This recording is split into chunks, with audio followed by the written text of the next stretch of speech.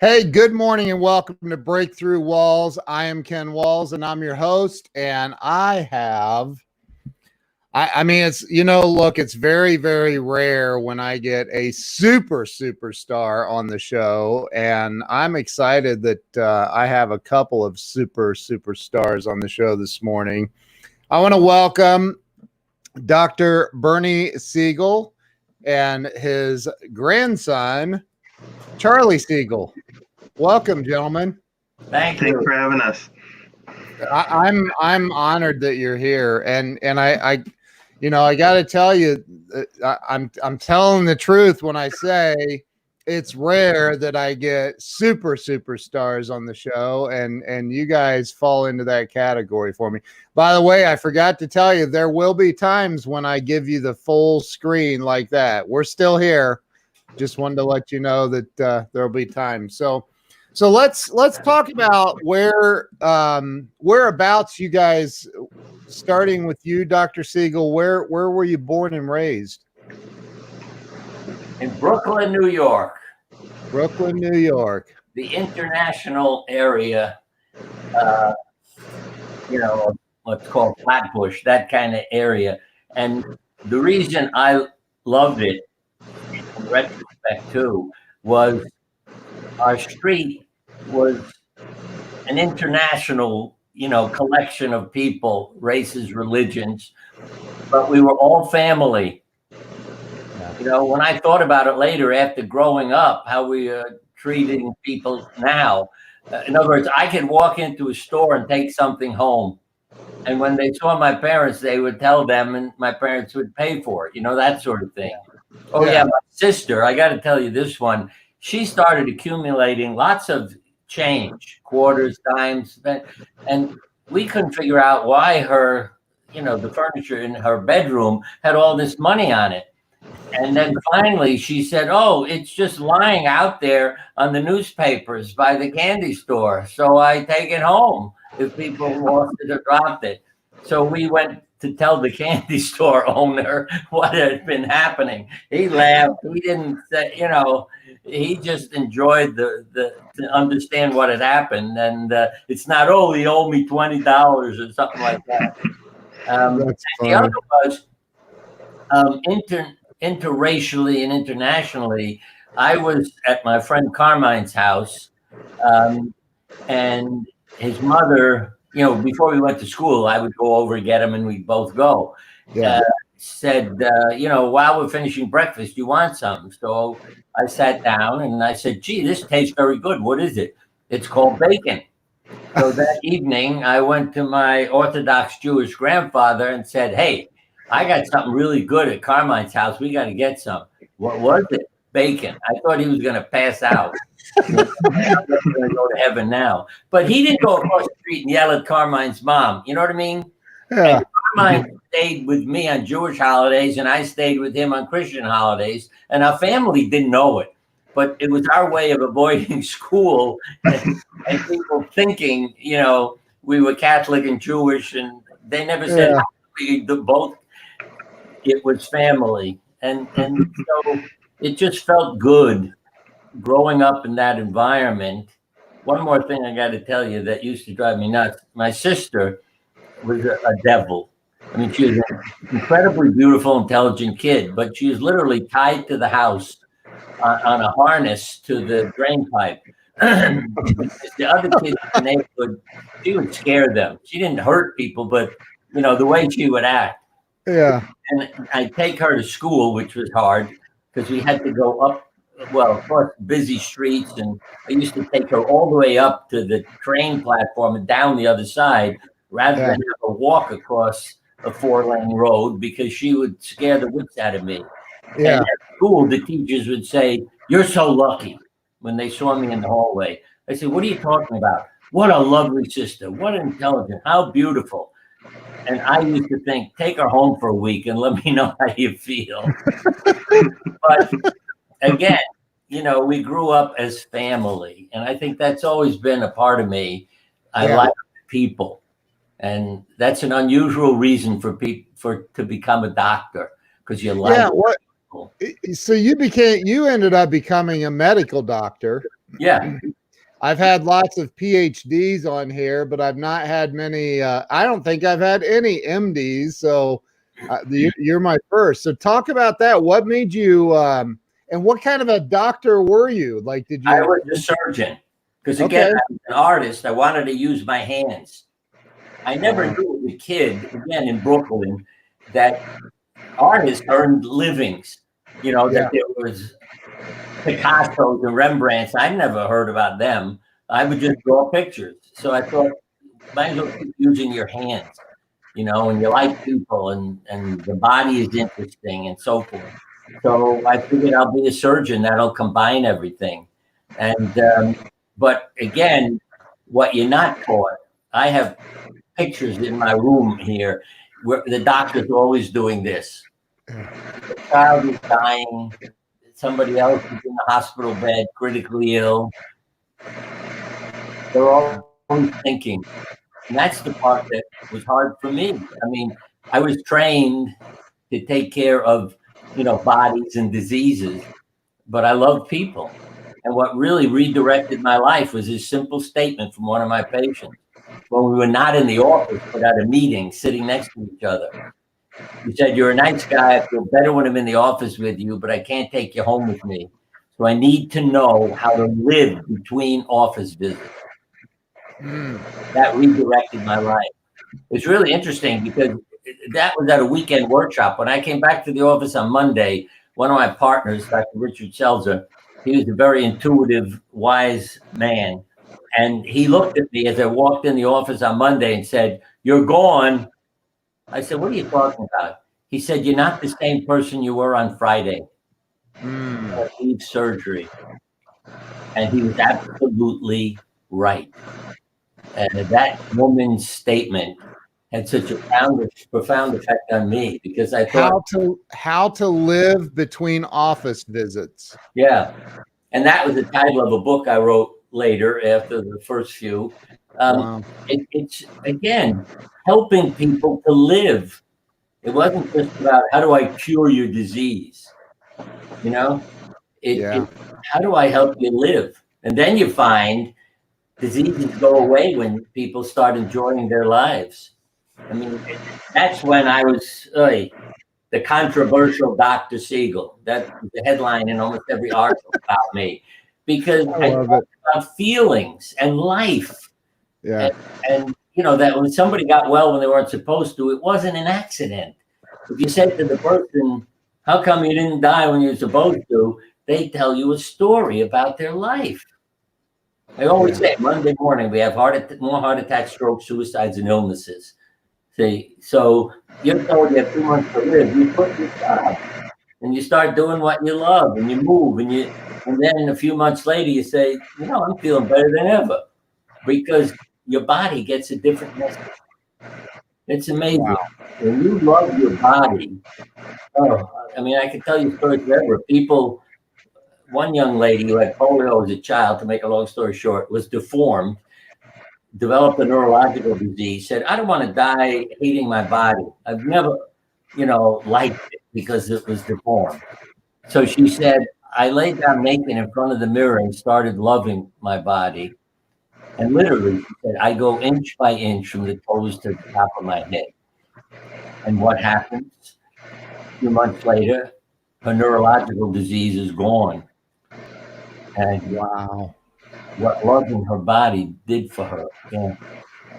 You know, I saw a physician, well, these two ER doctors. I saw that their video went viral on YouTube. These two ER docs out in California talking about the current pandemic and how fear is going to kill more people than the actual virus, and all of the well, their words were the media trumped up fear from the media, and that it's going to cause more problems than the actual virus itself. Do you have any thoughts on that? Yes. I mean, it's all scientific. I learned to give people hope. Hope is not about statistics. You know, things could happen. And when you study actors, give them a tragedy. Say to one, you have coronavirus. Say to the other, you just won the lottery. You know, whatever. But Yeah. when you're drawing the blood from the one who's in fear, emotionally negative stuff, their immune function goes down, the stress hormone levels go up. When you give them a comedy routine, then the opposite happens. Their immune function increases, stress hormone levels go down. So your life, your feelings, your emotions, your relationships, yes, the hope, the laughter, all those things play a part in what make you vulnerable. Right. And that's why I learned to ask people, what's going on in your life? And I was, by doctors, you see, how they interpret it. Why are you blaming your patients? I said, what are you talking about? You just asked them what's happening in your life. Are you telling them it's their fault they got sick? I said, no, I'm trying to help them understand why they may be sick now and, you know, straighten those things out to help themselves recover.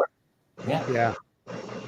Man, that's so powerful. I hope everybody listening right now has shared this out. Number one. Number two, you're taking notes because that is very powerful. So Charlie, let's talk about you. We don't want you living in the shadows over here. So let's talk about you, Charlie. First, how old are I? See, I can't ask your grandpa how old he is. That would just be rude. But I can ask you because I know you're younger than I am. 25. 25. Wow. Wow, so much life in front of you. So Charlie, talk a little bit about you. Where were you born and raised? I was born in Vernon, Connecticut, but I've lived most of my life here in up in northern Connecticut, like right by the Notch. Okay. Very woodsy kind of area. Yeah. So I write spiritual fiction and inspirational poetry. I do nature photography, and a lot of it comes out of that. My mom opened a spiritual store and class center, Wisdom of the Ages, in Connecticut when I was 3, and I was homeschooled. So I grew up doing a lot of my schoolwork in the back of the store, listening every day to her, working with customers and clients and teaching that and that whole kind of idea of helping people. And then I've got Grandpa Bernie on the other side and the great reach he's had to help people. So I kind of found my own passion and direction, but in the same sort of field of wanting to help people. So did you end up going to college? I did some photography courses. Okay. So I had always taken pictures for fun, but in high school we did like an intro to photography type of course, and I really fell in love with it and was doing a lot of different kinds of nature work for it. And coming out of high school, I ended up going twice to Iceland, two different years in a row, and they did in the field photography training, like manual settings and night photography and stuff, and that really got to help take off what I wanted to do in that direction. That is so cool. So you're studying photography then? Yeah, this is our book we just came out with, When You Realize How Perfect Everything Is. So that's one of my photographs on the cover of a hawk flying through a sunset sky. I took it on the top of Mount Monadnock in New Hampshire. And then I've got like lots of other pictures going through it, illustrating our way through. But yeah, I sell like fine art prints and canvas and things of my work. And I had a previous novel I published in 2017 also, Conversations with an Angel, and I'm working on more. So yeah, just following that like family kind of path, but in my own direction is I feel really inspired by seeing my mom do what she loves with having her store and helping people that way. So I think for everybody, that's follow your passions is a good thing. And talk about your mom's store again. You said she teaches you something, and your audio broke up when you said that. Yeah. Her store is called Wisdom of the Ages, and she teaches meditation, spiritual development classes, to help people, relax and find peace, find themselves. Through my mom's side of the family, we have a lot of Native American friends, so like we'll go to powwows, and part of my direction with my writing is from their traditions and talking about our connection with nature and the oneness of everything and things like that. Wow. Okay, so you're 75. You said. Yep. Wow. That is so powerful. I'll be 52 in July, and I've spent the last 17 years meditating every single day of my life for 17 years. And it's the greatest gift I've ever discovered ever in my life. That's And awesome. so it really is. And I think that that's a message that people need to hear more of. Yeah, I agree. How incredibly powerful it is. Dr. Bernie, what are your thoughts on meditation? I mean, I don't know many MDs that sit around meditating. Well, I was going to interrupt you and add, but the dog is an excuse for meditation. I take him for a walk several times a day, and I came across the word hispoditis, Hisbod, hispoditis. It's time you walk with God in nature. So every day I take a walk with God and talk, and try to work out our relationship, if you know what I mean. That I'm not saying you got to fix this, you got to help me, but it's finding the potential, the peace, that God offers all of us. And that's the part I've really come to understand. I also know from personal experience that we don't die. Our bodies die, we don't. I mean this literally to anybody listening. Your consciousness will not die. It will go on. I've had near-death experience. My wife died 2 years ago. She's still communicating with me through things, through objects, that have meaning. Let me just say it in this way. We were married on the 11th, and I have had some incredible experiences of finding a dime and a penny where there is no reason to explain why it's in a clothes dryer, under the sheets of your bed, or in a bird bath out in the yard filled with leaves. It's just incredible. So I know I'm getting communication from her. Wow. And that's a part. So I live in a different way. I don't fear dying. I mean, yeah, I'd like to set a record and go to 120 and impress everybody. But hey, if I get tired one day, as other members of our family have done, they say, hey, I'm not having dinner. I'm not taking any pills. Yeah. And my wife died in her sleep. Her father, mother, all the, my folks, we even had a wonderful party when my father died. He died laughing, looking so healthy. I thought he was going to change his mind. But again, nobody was arguing with them. So I would say to people, enjoy your body. When you get tired of it, it's okay to let everybody know. As my father said, I need to get out of here. And my mother, did you just say he was looking so healthy? Yeah. But let me share something too, no coincidences, between Charlie and I. He wrote this called The Rainbow. And it starts out, look out the window. One morning, I get up. I'm a surgeon. I got to get right to the hospital. I like to know what's the weather, what do I need to wear, how much time do I need? And the window was completely iced over. I could not see out what temperature it was, what the weather was like.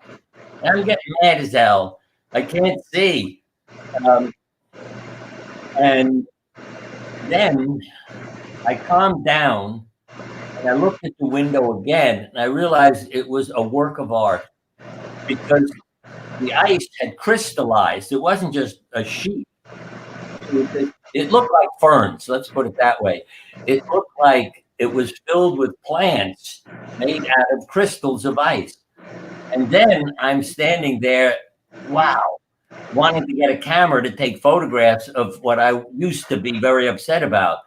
And then when you went outside and the sun had come out, every tree looked like you had hung diamonds on every branch because the reflection. So that kind of thing changed my brain, Instead of getting angry, why don't you stop and take a look? And Charlie wrote this, look out the window.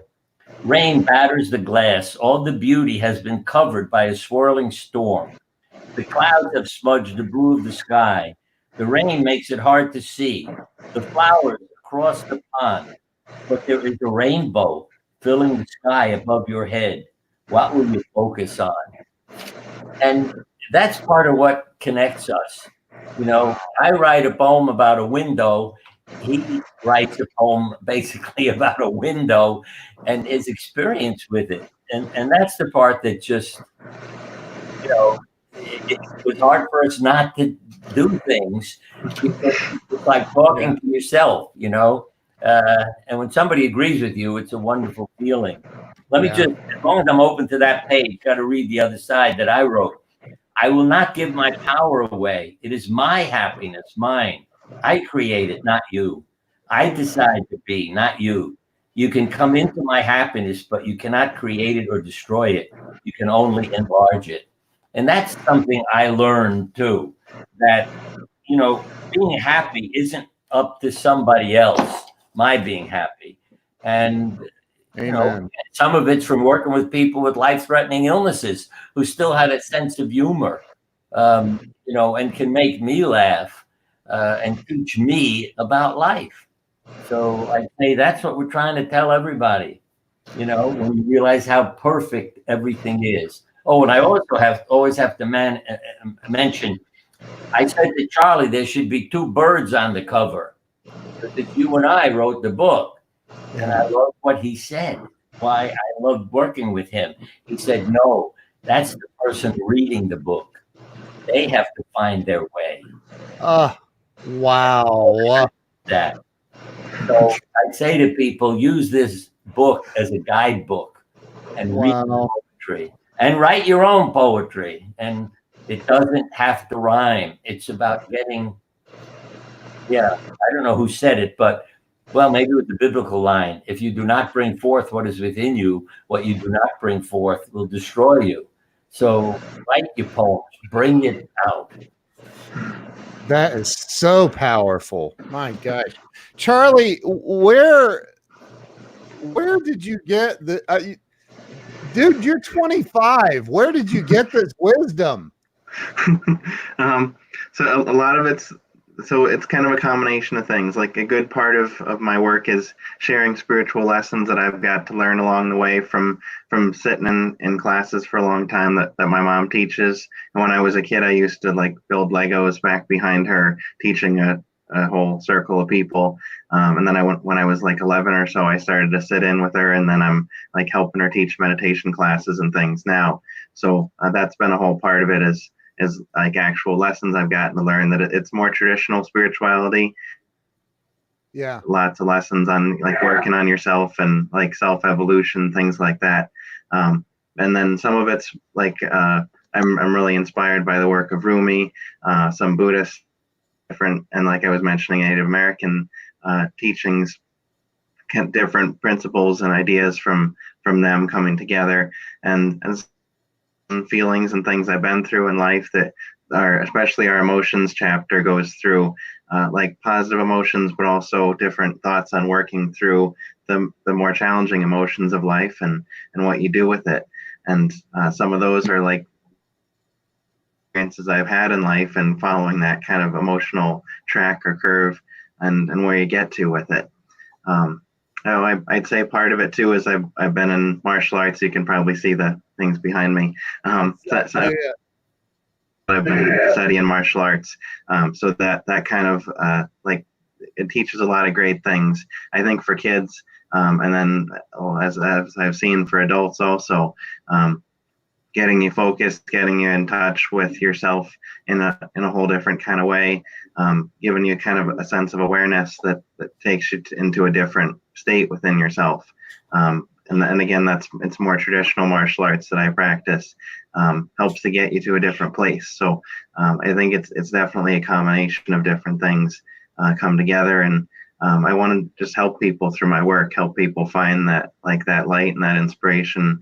Wow. So I've noticed that like having that track where you're doing what you want to do and then you want to make an impact, help other people, it's kind of like things sort of come together around you to help it help it get there then.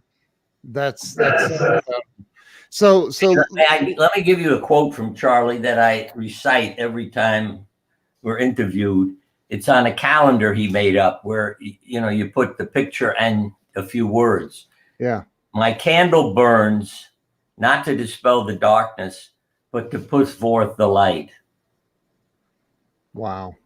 And I mean, I think the messages that he puts out are just beautiful. Thanks. That's incredible. Let me ask you a question. There are a whole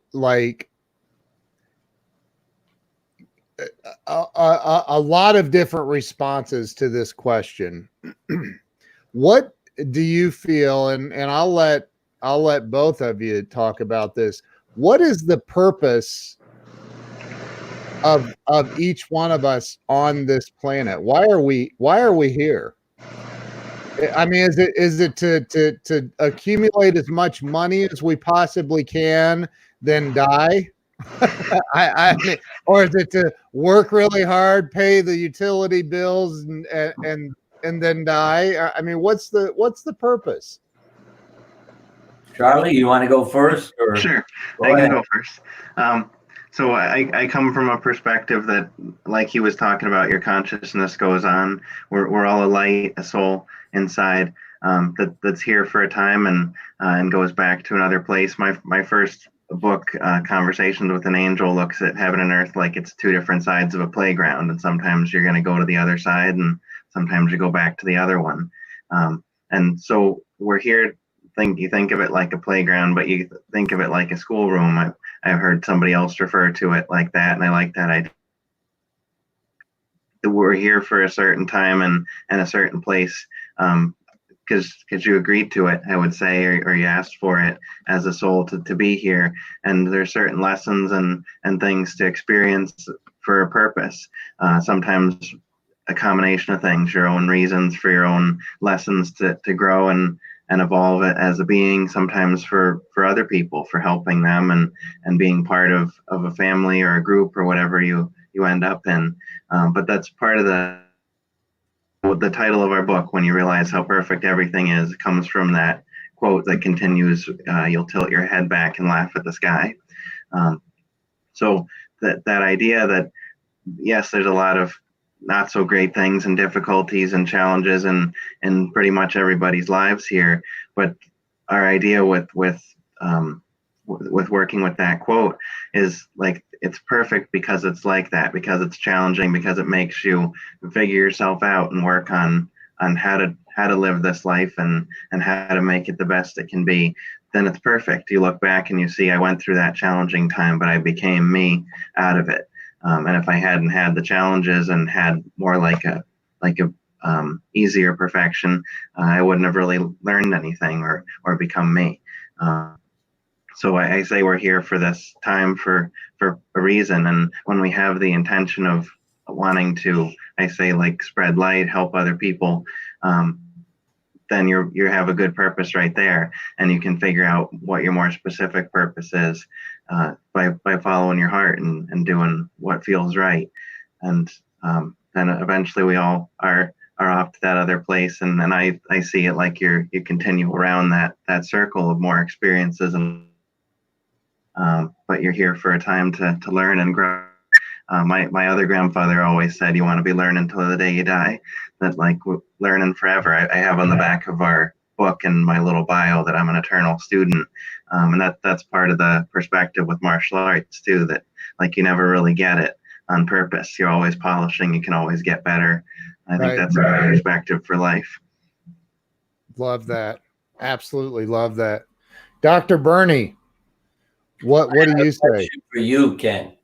Okay, I'm ready. If you could be God for a day, why would you want to be God? Well, I believe that we all are. You're avoiding the question. Cool answer, though. Well, I mean, I don't think that God can exist without us, and we can't exist without God. So, Right, why would you want to be God?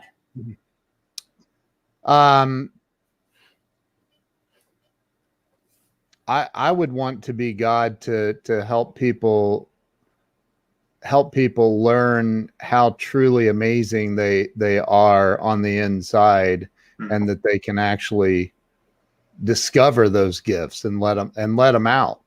That's not too bad. Most people Did I pass? want to be God to fix things. You see, you're saying kind of the same thing. The correct answer is to understand why. Think about that. See, why did God make a world with disease? With a That's a great question. Yes, and the answer is because I talk to God regularly. I'm on the board of directors of heaven as a consultant, so we go up to that. And I've learned that. See, I'll tell you this. The other is on the admission line. I'll give you one more question. You get to heaven, you get to the head of the line. They say, Ken, how do you want to be introduced to God? What would you say? He's putting you on the spot today. Yeah. I would be like, well, he doesn't know me already. Why would you have to introduce me? That's not bad. You see, because if you said, my profession or, what I've done, they say, come back when you know who you are. But if you said, he already knows me, I'm one of his kids, I'm his right arm, they say, all right, go ahead in. And what you have to realize is, as God said, a perfect world. See, think about the title of a book. It's when you realize how perfect everything is. It doesn't say you have to make it, you know what I mean? Perfect. But God said a perfect world is not creation. It's a magic trick. So you're here to live and learn. And really think about it. If everything were perfect, we'd all be going nuts. I mean, what are you going to do with yourself all day? Well, there's nothing to do. We have food, we have our health, you have sunshine, you have nice weather, everybody's friendly. The car never breaks down, nothing goes wrong. And then you realize it totally loses meaning. But when you're here to be what I call God's right arm, I'm an instrument of God. So I like to be able to do things that God would like to have happen. And then, yes, if I can improve the world, it's a matter of our doing it, if you know what I mean. It's not that we're given this perfection. Yeah, I mean, we're given what we need. I always say, you cut your finger, you don't bleed to death. We'll figure that one out, how to stop bleeding, how to heal. So there are things built into us that are beautiful, that keep us alive and keep us going. And that, we accept. But then there's meaning, things that you have to make a decision about. How you treat your children, how you treat your neighbor. The age-old message, love thy neighbor as thyself. And I really think, to me, why God sends us a pandemic, because the theme is so real. You're told, stay home. The earth is our home. And if we're going to stay home, we have to care for each other, love each other, protect each other. Not just my country, my race, your race, my religion. No, we're all in the same family. And often it takes a tragedy to wake up to that fact. Yeah. And as sad as it is, if we all realize how vulnerable we are together, then we should be nice to each other instead of separating ourselves from one another. And I have to add this. I'm always asking this too. If I had a photograph of either you, myself, or Charlie, and you don't know who it is, what's it a photograph of? 3 spiritual beings. What? That's cool. It would be a photograph of 3 spiritual beings in human form. Yeah, but I could still tell you which one it is. What you have to realize is the right answer, which most 5 and 6 year olds immediately know, because they go like this: my heart, Yeah, we're all the same inside. Yeah. I said to God, why didn't you make us all the same inside and outside? And he said, then who are you serving dinner to? If you're all the same, you won't even know who the hell's at the table. So we need to be different for identification, not for separation. And that's what I'm always trying to help people. And I know Charlie too, to bring us together, to create the family of man and not, we can be in different neighborhoods, but we're still part of the same family. You said earlier that one of the first questions you would ask a patient that's coming in with an illness, and I'm assuming any type of illness. What kind of surgery did you perform? I did good surgery. I did good answer. Surgery and pediatric surgery. Okay. I just love kids, and so I took special training. But again, that was one of the things that drove me nuts. Why does God have kids born with all these genetic defects that you have to repair? No anus, heart problems, hernias, all kinds of things, and some very serious intestines that are closed, like a hose where you cut a piece off, and so you had to repair and redo all these things. And I found the children were my teachers, but they're coming from their hearts, and it was just wonderful to learn from them. And I also learned how powerful the mind is, because I was talking to somebody yesterday on my website, BernieSiegelMD.com, is deceiving people into health. I realized since the kids trusted me, I could lie to them all the time for their benefit. And it was hypnotic. In other words, they believed me. So I would tell them an alcohol sponge will numb your skin. You don't feel needles. This pill will cure your problems. You're not going to be nauseated. You're not going to. And no matter, I could give them a vitamin and it would cure their problem. They rub their skin, and they'd say, "Oh, why don't the other doctors do that?" Because they didn't feel the needle at all. And that's what impressed me, how powerful our mind is. And that I try to get across to everybody. Your body believes what your mind conceives of.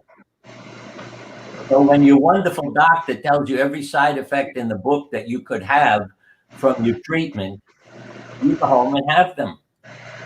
That's what the doctor said can happen. And I used to tell people, don't read the list of side effects. Give it to your family. If you get a headache, you can say, there's a headache on the list, and rather than have everything on the list start happening to you because you read it. And that's what people have to understand. And your mind is an incredible instrument in how you do. And I may add, though it's not in the book, but my patients were called Siegel's crazy patients. And first that was a derogatory term, but then it was a compliment, because these people did not have side effects, did not have problems. It was incredible, got over diseases they were supposed to die of, because the other doctors learned if you gave them hope, then, incredible things happen. I mean, this is a quote from an oncologist at the end of his telling me he agreed this woman probably had a couple of months to live, as her doctor had told her. But he said, I know you and your crazy patients, so I'll give her hope. For 6 weeks, she was in complete remission of her cancer. Wow. Why? Because Dr. Siegel sat on my bed and hugged me. I knew I'd get better. And the oncologist carried that kind of love with him, because he'd learn about, the fun of caring for my crazy patients. They had, amazing radiation, chemotherapy, no side effects, because I let it go to my tumor. I get out of the way. Wow. So more specific, why the poetry and the reading, knowing yourself. Conscientious objector goes to see an oncologist. The oncologist, you see, he doesn't know his patient. So what does he say to him? Dave, I'm going to kill your cancer with this treatment. Dave said, I don't kill anything.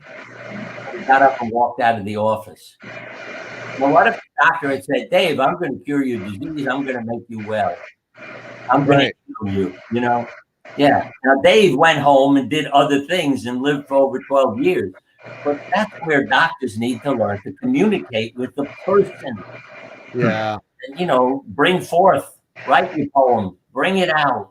Yeah. And being So a doctor is painful, you know, we for people.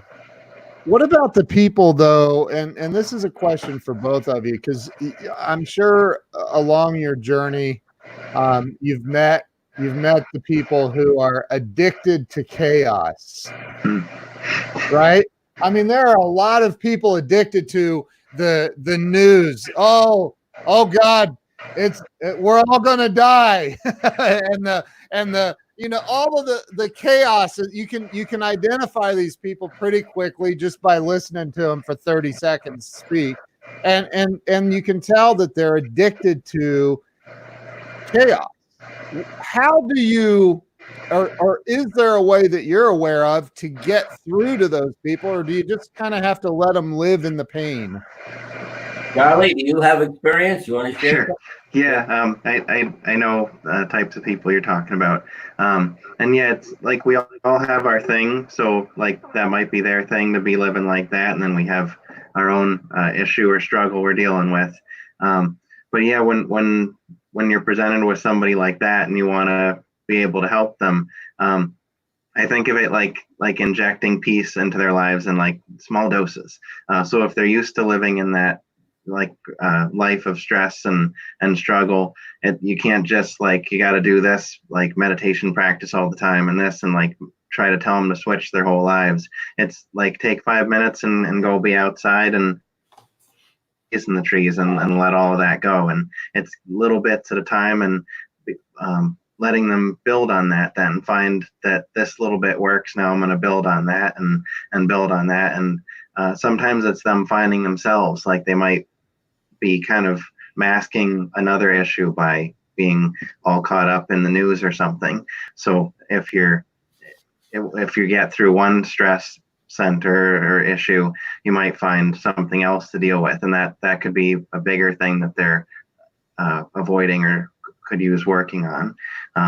So that it's a process that way for sure. And everybody has their own thing that helps them. Like some people would want guided meditation, some people would want quiet. One of my friends, just being outside for 10 minutes is so. People need different things, different ways. Helps me a lot to go take pictures. Days like caught up at a lot of stress and work stuff. My mom was like, go out 5 minutes down the street and find those flowers that just bloomed and like go take a half an hour and take pictures. And like I come back with some really cool stuff, and I like laid down and had a conversation with a flower, and then it's a whole different feeling. So like that's good for people to have that, but like taking it in steps it's a process, and it's a daily process for everybody to be calm and be centered with life today, for sure. It's one of those struggles that, you know, it could be an important thing that's here for us to give us something to work on. And let me say that if you brought up without love, that a lot of what you do is to get attention, and it can be in unhealthy ways. So if you get sick, if you cause a problem at school, whatever it is, at least you get attention and somebody notices you, and that's sad. And I'd say we have to realize how many people, and I mean this literally, have not grown up with love, have grown up with rejection. And that's the reason for their violence and the misery that they're going through. And one day I had a patient come in, and see, many of them are self-inflicting wounds upon themselves and punishing themselves. This woman came in asking me to operate on a problem she had. I looked at her chart, and it was every 3 to 6 months she was having some surgery. And when you looked at it, I realized she would keep complaining, even though the doctor at first said, you don't need this, you know, to have surgery for this problem. She'd keep whining and complaining until you could tell their reaction was, oh, I'm sick and tired of this lady. Let me operate on her and get her out of here. So I said to her, this is what I see in your record. You're punishing yourself. You want to come in and talk to me and Let me help you get your life straightened out. I'll do that, but I'm not going to operate on you. And she said, oh, you're a wise man. That's exactly what's going on. So I'll come and talk to you. Then the insurance company wrote me, and I got such a kick out of it. We don't pay surgeons for talking. I wrote them back, and I said, take a look at the last few months of her life. Hasn't cost you much of anything. I said, she's punishing herself, and you're paying for it. I said, I'm going to talk to her, get her life straightened out. And they wrote back saying, okay, keep talking. When they looked up the records, they saw that. And that's the sad part. And nature teaches us, because I also had a group therapy session with our family. The street around our house, I mean, we live on a circle, so the whole circle was repaved. And suddenly the pavement cracks open and a plant comes out. And I was impressed. How the hell did that seed grow, push the pavement, and bust out? And I looked it up too, and I read that plants can tell gravity. They have a sense of gravity, so they know which way is up. And I just was amazed. So I brought the family down, and they were looking at me like, what are we here for? I said, the plant. It's a trunk cabbage. What are you getting so excited about? I said, it's that it grew through the pavement. I'm trying to impress everybody how they should live their life. But I think, again, those mechanisms are built into us. We need to understand them. And may I read 2 more poems? Please do. By Charlie, my brother trees. Let not my leaves be torn off by a harsh wind singing in the dead of night, brought in by the cold winter months to come. But let me take ease in the shifting changes like my brother trees do. Let me see the way that the winds of change can shape me to be my purest self, annulled of illusions and illuminated by the clarity that is my destiny held aloft by my heart. In the little changes in the ever-rolling hills, the land is eavesdropping on the season to come. As change takes a deep breath and begins to blow out its wonder, then letting the leaves rake their magical colors across the ever-changing sky. Let me see how I am a part of all that surrounds me, and how deep within me is the key to the secret, which in fact is the key itself. And that's entitled My Brother Trees. And then on the other page, a poem by Bernie Siegel entitled Trees. And again, this is what I feel all the time, why we connected. I watch the trees grow and branch, reaching out and upwards. Why? What directs them? Who guides them? What voice speaks to them about how to grow, reach, divide, ever upwards towards what? Is it the sun? Something more pulls them skyward. Maybe we need to raise our arms towards the sky and find the answer. And that, again, is what touches me when I find we're both writing poems with the same titles, what we're seeing in nature. And that's why, again, I ask people to write poems. When you're walking around, carry a little pad and a pencil with you. And if you see something that touches your heart, make a note about it. What I used to write about was all the things that were filling my heart. Until my wife said, there's nothing funny in your journal. And I said, my life isn't funny. All the pain I'm seeing. She said, let me tell you some of the jokes you tell us at dinner that happened in the hospital. And those never got in my journal. So she helped me switch my brain to not forget and write about the nice things. Somewhere, I don't know if it's in this book or not, I remember meeting this little child. And that night I sat down, I said, I didn't write a poem today, I met one. It's this beautiful little child, what a wonderful creation. Beautiful, sharing love, not complaining, like, how are you? I always tell people, don't ask. I say, next time you see me, say, you're looking very well today. And I mean it. I get people to do that, and we all have a laugh. But, what are people asking? How are you today? What do you want me to tell you? The truth or lie. Fine. Yeah, right. So it's be in touch with reality. It's better if people came up and said, "Let me give you a hug," or "I'm so glad to see you," and then you feel restored, and it makes a difference. Wow. So Charlie is not your only grandchild, is he? No, Just your favorite. they're all my favorites. Part of it is because some have just graduated from school. Like one of them is the middle of three boys. And I know because we had 5 kids, but first there were 3 boys, then twins. So the twins were everybody's problem. But I noticed that if you're the middle of 3 boys, what's special about you? You're not the oldest, you're not the youngest. So you better cause trouble if you want to get attention. You know what I mean? And so to my grandson, I said, I really admired him for how well he did as the middle brother. Yeah. He didn't need to be a problem to get attention from his 2 other very, smart and well-doing brothers. And that's the kind of thing I try to share with them. I let them know I love them. Yeah. And I also add, it doesn't mean I like what you're doing. I had to learn that with our kids. Making noise doesn't mean you don't love somebody. Right. They had to learn that. It means I don't like what you're doing. And I got to mention one other. Our twins were born with a hearing impairment due to German measles. My wife was exposed to it. And imagine when they're young, we don't know they're not hearing well. So the 3 guys would be watching television and the twins would walk in and turn the set up.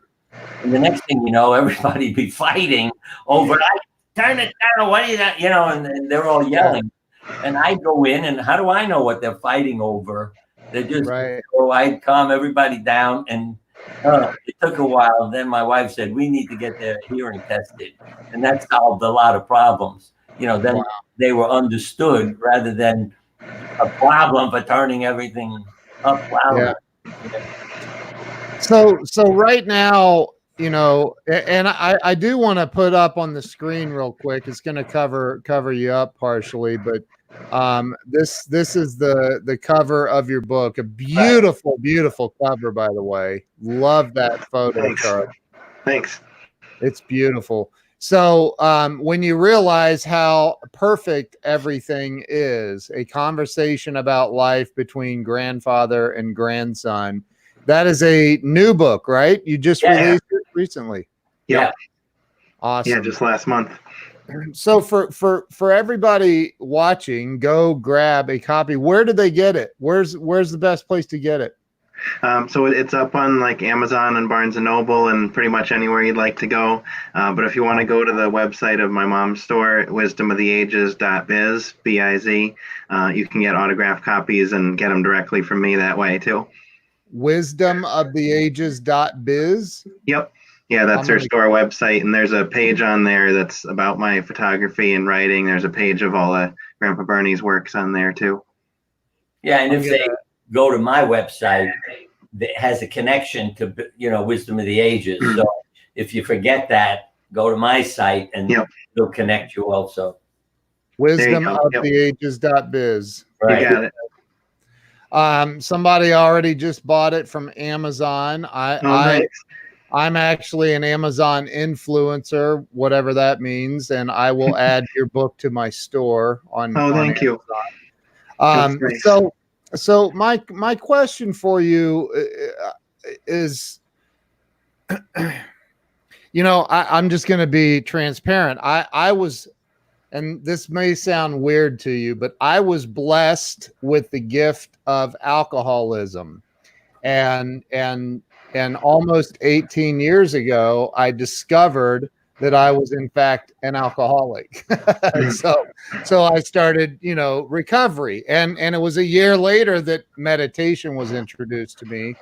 And so that's kind of what set me on my spiritual discovery journey, if you would. And I had to hit a really hard bottom though to wake up. I really had to, and I hate seeing people go through that pain, because I've been there and it sucks. I mean, it's not fun. To the people who are stuck right now that may be watching, they're stuck, they're trapped in fear, they're trapped in all of the mind chatter going on. What do you say to them to help them not have to hit a bottom, but to get unstuck now and start discovering their true potential? First of all, let them know I love you. If you need a new father, I'll be your father. I may not like what you're doing, but I'll love you. Thank The other you. is, how do you introduce yourself to God when you get to heaven? You know what I mean? That you're a divine child, and to understand that, and to look at what's already been written. Look at the AA group and the list that they have. You might say everybody who's got a problem, whether it's I've got cancer, I'm an alcoholic, I'm a drug addict. How did you find your way out of that? And when you make a list, then you see what the Bible behavior is about. You can look in the Bible, you can look at a list that came from the United States Marines. They do what's good for the group. Choose the difficult right over the easy wrong. I mean, those are from Marines. You say, how did that list come? Well, it's survival behavior. So whatever your risk is, whether it's fighting in a war, dealing with drugs or health, or look at what survivors have done. There's something a psychiatrist came up with, immune competent personality. And so again, the list that you say no when you don't want to do something, you ask for help, you have meaning in your life. I mean, men will say there's no point in living, I can't work anymore. Women say I can't die till they're all married and out of the house. So women have a longer survival rate than men with the same diseases. And again, find connections. Get a dog. I'm not kidding. When you do studies of diseases, heart attack. A year later, there was a dog in the house. I think it was 6% of the people had died. If there was no dog in the house, 24% of them had died in this study that a doctor did. You say, what's no different than a dog? Well, it's not just you go for a walk and you exercise. You have a relationship. Somebody loves you. Somebody's petting you. After my wife died, 2 of the cats in the house, I mean, they had taken my wife's place. It's incredible how they follow my schedule, and if I lie down to rest or go to sleep, they join me. My wife was alive. So I know they're paying attention to me. And all these are small things, but as I say, the biggest I found was either reparent yourself or find somebody to be your parent. Yeah. If you said, I have this show because I love all of you and I want to be your chosen dad. So I care about you and I'm going to have people come on to help you to live. That will mean something to people. I'm not doing it for myself or publicity or blah, blah. It's because I care about you. And we have to start caring about ourselves too. That's why I love the perfect. You become perfectly imperfect. That is a word I've always shared. If everything were perfect, as I said, we'd all be bored. But when it's perfectly imperfect, we have the tools in the way of accomplishing what needs to be done for each other. And our consciousness is immortal. You're given a body, that's your tool. Breaks down and dies, you switch to another one. And I'm not kidding when I say that. So those are the past life experiences that people have and so forth and so on.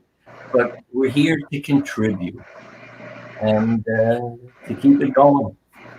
My dear friend Sherry Gideons is on here, and she has had 2 near-death experiences. She's died twice, and she's a really, really dear friend of mine. She knows some stuff. Right. Like, I mean, big time. And I'm like, what? So it's really amazing to hear that confirmation from people. It's amazing. When I was 4 years old is when it happened to me, choking on a toy, and I left my body. and it was an incredibly painful experience. And I was thrilled to be out of my body. I didn't know it wasn't a common experience. I'm 4 years old. What the hell did I know about that? But the thing that I laughed at when I didn't die, due to my angel doing a Heimlich maneuver on the kid, he vomited. And the parts came out that I put in. The first words out of my mouth when I didn't die were, "Who did that?" Because I was looking forward to being dead. It was so exciting and interesting. And I was mad that I didn't die. Wow. I wasn't interested in my wonderful experience, and she came into the bedroom and found me. But you can't worry about it when you have that. You see, you think, you feel, you know, you don't have a body. I mean, it's like you're this little thing floating around. Yeah.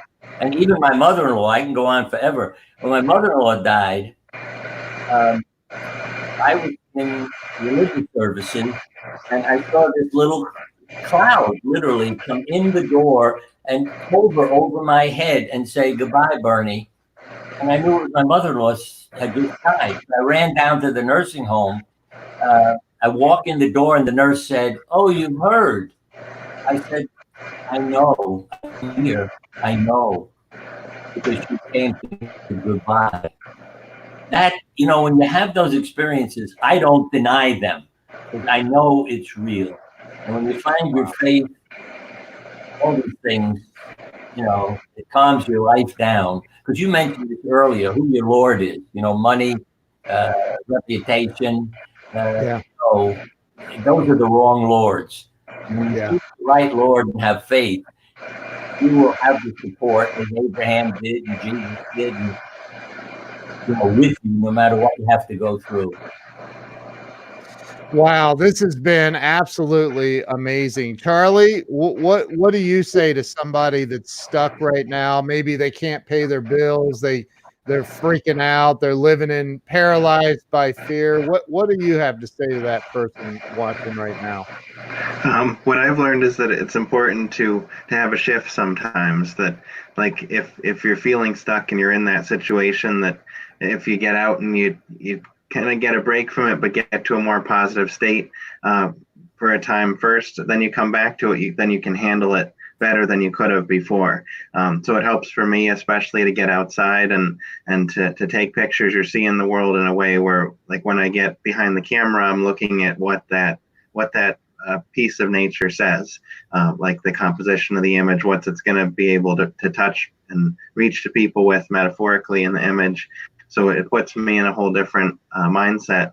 But whether it's being outside or it's, you know, like doing something that relaxes you and helps you, go and get into that better space first. And that, whether it's like feeling stuck in an addiction kind of way, like you were talking about, some kind of like shift in the pattern, and then feel like you come back to it, the different you can handle it better. And like he was talking about being loved, that loving yourself is definitely a key thing too. And it's a process to work on through life. But when you can kind of, like I was talking about, building it up from something little to something bigger, like when you can find something small that you can, like, well, I love this about me, I love doing this, or this thing that I am good at, connect with that, and then you can grow it from there. But that's the key thing too, that, like, it's easy to get stuck in the challenging situation. So, like, find something good, something little, and, you know, it's like breaking up an iceberg. You got to get the little pieces, and there you go. And I love something one young woman put on her refrigerator when AIDS was confronting her, said, "When you live in your heart, magic happens." And she went from positive to negative HIV. So those are the people who kept teaching me. And I'd say to everybody watching this, let your heart make up your mind. Stop thinking, listen to your heart. And a lot of nice and wonderful things will happen. See, that's when the so-called coincidences happen. Who you meet, who you bump into, you know, when you go shopping or something, and you say, "Oh, I needed to see you," and there they are. So follow your heart. What's his name? Jung said, "The future is unconsciously prepared long in advance and therefore can be guessed by clairvoyance. So when somebody's telling your fortune, they're reading you. But if you live in your heart and follow those choices, you'll end up in the right places. You don't need a fortune teller because you'll be making your fortune with the steps you take. Wow.